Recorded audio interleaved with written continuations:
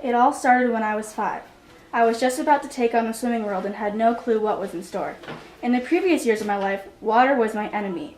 The drains at the bottom of the pool were my biggest fear. I constantly felt as if there was a monster down there that would suck me down. The deep end was considered a dungeon with no turning back. I loathed swimming and nearly got butterflies in my stomach every time I had to swim. Swimming lessons were starting that day at the neighborhood YMCA down the street from me, and I was regretting this day ever since my mom had told me I was to start swimming. The practice had started and I was instantly amazed by all the big kids that seemed like prodigious Olympians. I was nowhere near being that fast and was the shy little 5-year-old at that practice that had no idea what was going on. I simply just dove in and spun my arms as fast as I could, but it was a lot harder than it looked, and I mean a lot. With the help of the coaches, I was put on track and eventually learned how to swim. Every day was a new day that progressed with learning new things.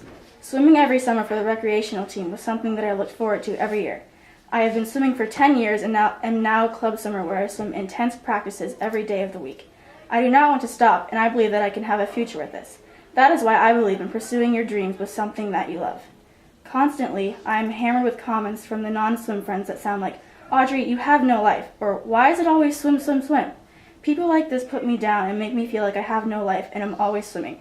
They just do not realize how much the sport means to me. I try not to let these things get to me because I know that swimming is my life.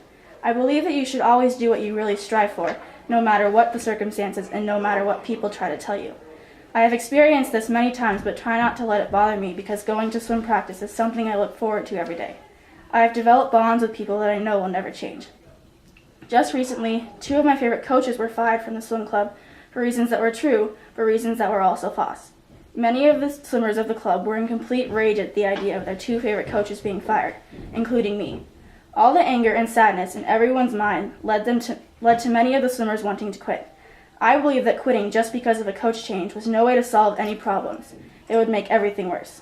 I believe that you should not quit something that you love and that you are extremely good at because you never know what will happen in the future. Many of these swimmers did say, but some decided to quit or take breaks, and I believe that is no way to feel better about yourself or about the situation. The lack of confidence in pursuing dreams also happens in many other things in swimming. For example, say a young 7th grader is in the school band and plays the trumpet. He is the best in his whole entire class and would like to be a musician when he gets older. They then say that there's this mean, awful bully that bullies him every day for being a band geek. Eventually, the young 7th grader trumpet player quits his musical talent all because of one kid that told him he was a loser. He would never get to be a musician like he had always dreamed of doing. I believe that you should always do what you strive for and do what you want in your life no matter what peer pressure does to you. This happens all the time to many citizens out there. Aiming for anything that you want to succeed in is something that I strongly believe in. There are so many young adults and even adults in this society today that just think everything is a joke and that they can bypass it, like learning and believing is not important. Being successful in something that you love brings out the greater good in a person. You never know how far life will take you, and that is what I believe.